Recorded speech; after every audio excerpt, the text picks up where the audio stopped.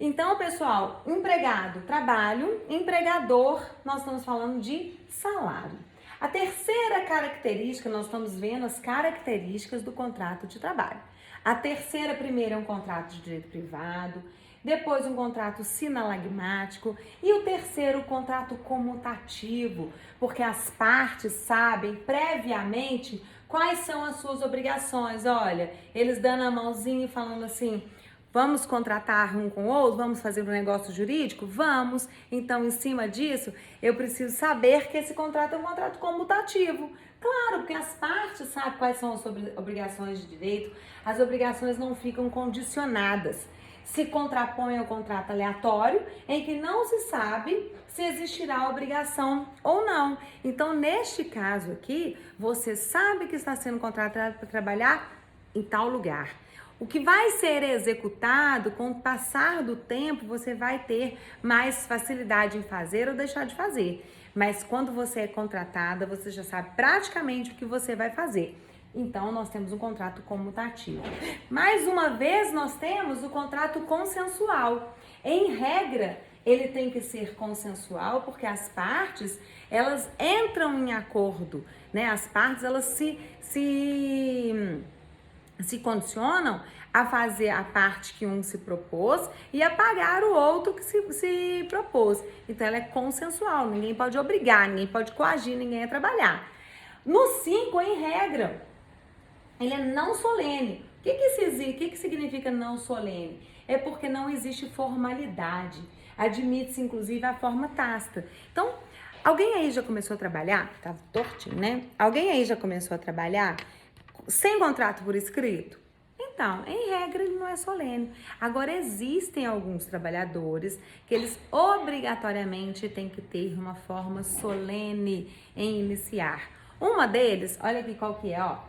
Exige a forma escrita, é o teletrabalho, trabalho intermitente, o aprendiz que nós começamos falamos a aula passada, o atleta profissional, que inclusive tem a Lei Pelé que fala sobre essa lei.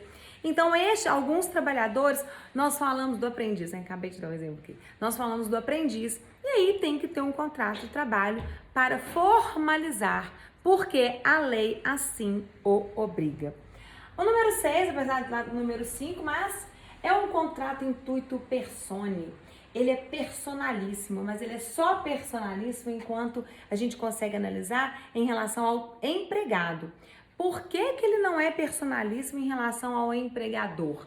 Ele não pode ser personalíssimo em relação ao empregador porque pode ocorrer a sucessão dos empregadores, a sucessão de empresas. E com isso, o empregado ficaria ele teria lesão ao seu direito, não ficaria lesado não, né? Mas ele traria lesão ao seu direito.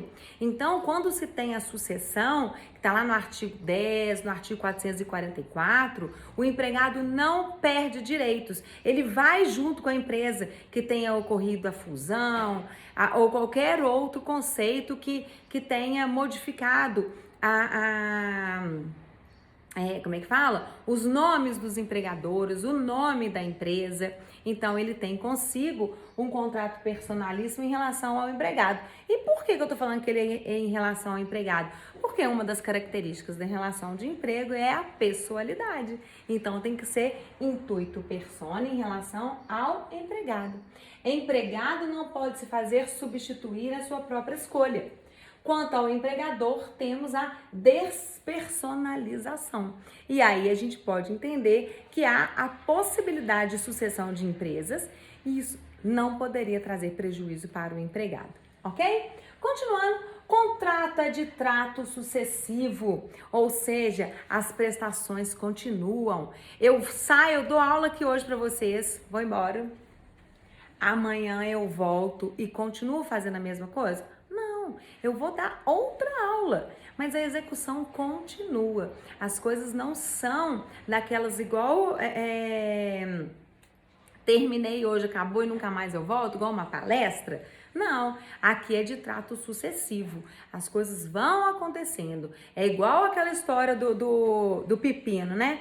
A gente vai e corta todo o pepino, vira as costas, quando você vê, aquela cambada de pepino tá nascendo de novo, porque você, empregado, foi contratado com uma característica de contrato de trato sucessivo, que as prestações são contínuas com o tempo. E o contrato, pessoal, é um contrato de atividade. Você não pode ficar ocioso. Nessa questão, contrato de trabalho tem uma obrigação central, ou seja, obrigação de fazer. Porque se seu empregador te deixar sem trabalho, ocioso, assim, te fazendo passar por vergonha, algo de ruim vai acontecer com ele. Sabe por quê? Porque o contrato é de atividade, você tem que trabalhar. E aí, se você não trabalha, sabe o que acontece? Ó, contrato de inação, ócio forçado, assédio moral e vai desembocar na obrigação de pagar um dano moral. Eu tive uma ação uma vez que o empregador, para penalizar o empregado, ele não queria que ele continuasse naquela execução de tarefas, em uma questão financeira. E aí ele resolveu deixá-lo numa operação tartaruga, forçado. Esse contrato chamado de inação, que é o ócio forçado. Ele ficou por quase 2 meses sentado numa cadeira, sem fazer quase nada. Os empregados passavam por ele e começaram a chamá-lo de inútil, de ocioso, de morcegando. Ele foi vítima de vários assédios morais em todas as instâncias, tanto de cima para baixo quanto no colateral. E sabe o que a empresa teve que fazer? Pagar por isso. Porque esse contrato de inação, ele não é permitido. O ócio forçado, ele gera o assédio moral que dá o direito a uma indenização. Ok? Pessoal, então vamos lá. Dito isso, eu trouxe uma jurisprudência. Aqui, ó. Uma jurisprudência, um recurso ordinário, que foi lá de 2019, que fala o seguinte, olha só. Indenização por dano moral em decorrência de ócio forçado, valor fixado. Não se admite o contrato de inação e a submissão de empregados qualificados para o trabalho ao ócio contínuo durante toda a sua jornada laboral. O direito à indenização por dano moral decorre do artigo 5º, inciso 5 e 10 da Constituição da República, bem como do artigo 186 do Código Civil, na medida em que impõe o dever de indenizar não apenas aquele que causar prejuízo material, como também ao que violar direito de outrem. O arbitramento da indenização por dano moral, embora afeta critério subjetivo do julgador, deve atender ao princípio da razoabilidade, claro, aqui nós estamos falando inclusive do valor do quanto indenizatório, tem que atender ao princípio da razoabilidade, observada a condição do réu, o caráter punitivo e pedagógico da pena e a compensação à vítima pela dor advinda do ato danoso. Esse caráter pedagógico trazido pelo dano moral, ele também tem que estar em voga, tá, gente? Porque o dano moral, ele justamente para a outra parte que comete o dano, ele tem que ter um caráter, além de punitivo, tem que ser pedagógico, porque ele tem que aprender a não mais fazer isto, ok? Então, vamos lá. Outra característica do contrato de trabalho é o contrato oneroso. Relação de emprego, ela tem que ser onerosa. Cada parte presta uma obrigação economicamente mensurável. Ou seja, ele é oneroso para todas as duas partes, porque o empregado vai trabalhar. Ele não vai falar em remuneração, mas ele vai pegar a sua força física e vai doar em troca de outra coisa, em troca de trabalho, de valores para o seu empregador. E o empregador vai pagar o quê? O salário. Contrato, ele é complexo, tá, gente? Porque em decorrência de contrato de trabalho pode surgir novos contratos. Exemplo, eu, Luciana, professora de Direito do Trabalho, Processo do Trabalho, Prática do Trabalho. Foi um único contrato? Foi, mas eu dou aula de 3 disciplinas, mas por um bom tempo no aprendiz eu fui coordenadora. Então, o que é isso? Foi um contrato mais dito como complexo, porque ele teve decorrência do contrato de trabalho, surgiu novos outros contratos, tá? Então, como contrato de locação também, aposentadoria e tudo mais. Pessoal, a formação do contrato de trabalho está lá no artigo 442 da CLT, porque o contrato pode ser tácito, comportamento das partes, e ele também pode ser expresso, oral, como eu acabei de falar, ou escrito. Mas o que eu gostaria muito de conversar com vocês aqui são os requisitos ou elementos do contrato. Bom, vai dando uma olhadinha aí. Os requisitos são essenciais, naturais e acidentais. Eu gostaria de conversar com vocês a respeito, primeiro, dos requisitos ou elementos do contrato chamados essenciais. Os elementos, quando a gente fala de essencial, ele tem que estar lá no artigo 104 do Código Civil. Deixa eu ver se eu trouxe ele aqui. Trouxe. Ó, fatos jurídicos, negócio jurídico, disposições gerais, 104. A validade do negócio jurídico. Eu não falei que o contrato de trabalho é um negócio jurídico?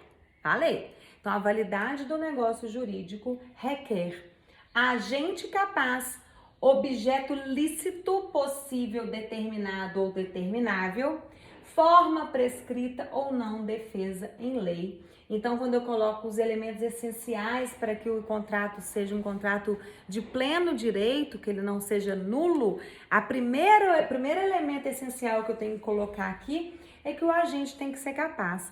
Eu disse a vocês há umas aulas atrás que quando a gente faz um contrato de prestação de serviço com doméstico, não posso contratar ninguém com menos de 18 anos. Agente capaz. Eu contrato uma menina para trabalhar como babá do meu menino de 16 anos. O agente é capaz? Não. Então aqui eu já fujo a um dos elementos essenciais do contrato de trabalho. Agente capaz. O outro é o objeto lícito. E a outra é a forma prescrita não defesa em lei. Galera, capacidade do empregado.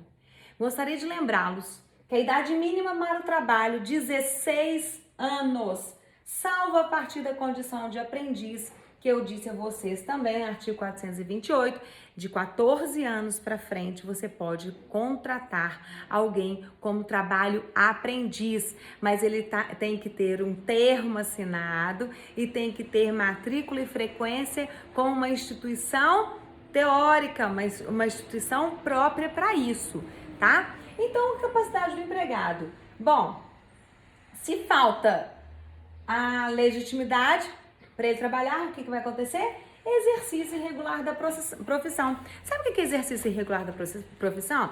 Eu, como professora, eu só estou aqui dando aula para vocês porque eu me formei em Direito e tenho pós-graduação, porque o MEC exige agora o mestrado. Mas, pessoal, para eu poder dar aula para vocês, eu tenho que ter uma graduação, porque senão eu estaria o quê? No exercício ilegal e irregular da profissão. Bom, eu vou ler para vocês aqui o artigo 104, que fala Volia Bonfim a respeito de agente capaz, tá? A capacidade pode ser de direito ou de fato. De direito é aquela que toda pessoa tem para adquirir direitos e contrair obrigações. Tô horrorosa. Nossa, só que nervoso que dá essa câmera. Então, vamos lá. O menor, com 3 anos, pode ser proprietário de um imóvel, mas não pode praticar todos os atos da vida civil. Então, a capacidade, agora segundo Rodrigues Pinto, é a aptidão do homem para ser sujeito ativo ou passivo de relações jurídicas, de adquirir e gozar direitos, contrair obrigações. Esta é a capacidade de fruir ou de exercício. E aí, quando a gente fala da capacidade do agente, aqui nós temos que lembrar que a idade mínima para trabalho é de 16 anos, que está lá no artigo 7º, salvo a partir dos 14 na condição de aprendiz. Aí, voltando à nossa primeira tese aqui, agente capaz. Objeto lícito. O que é objeto lícito, galera? Presta atenção, o objeto tem que ser lícito, ele tem que ser permitido. Eu posso vender droga? Não. Eu posso plantar maconha? Não, o objeto não é lícito, ele é ilícito. Eu posso mexer com contrabando? Não, porque para se ter um contrato de trabalho, eu, Luciana, contratar alguém para plantar a erva danada lá, o contrato tem que ser, o objeto tem que ser lícito. E a maconha é lícita? Não. Entenderam? Então, nesse diapasão, o que nós temos que falar que se o objeto, por exemplo, ilícito, como contratação de um matador, tráfico de drogas, ele já sai do elemento essencial, que essenciais da capacidade do agente, o objeto tem que ser lícito. Então, olha lá, pessoal. E a forma, olha lá, lícito, forma prescrita ou não defesa em lei. Então, a forma também tem que ser possível. Em regra, o direito do trabalho não estipula forma para a constituição do contrato de trabalho. Admite-se a formação do contrato de forma expressa ou tácita.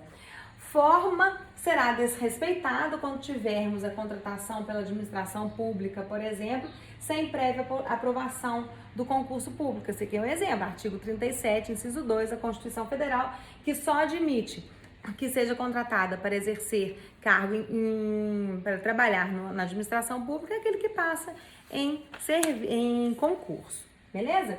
Vamos lá. Os elementos acidentais também são calculados aqui, quando a gente tem cláusulas facultativas e acessórias. Aí, nós conversamos com vocês como os elementos acidentais, o direito do aprendiz. Aprendiz é empregado? É. Ele tem obrigações para ser contratado? Sim. Então, se nós não tivermos utilizando os elementos acidentais, como as cláusulas, exemplo, termo.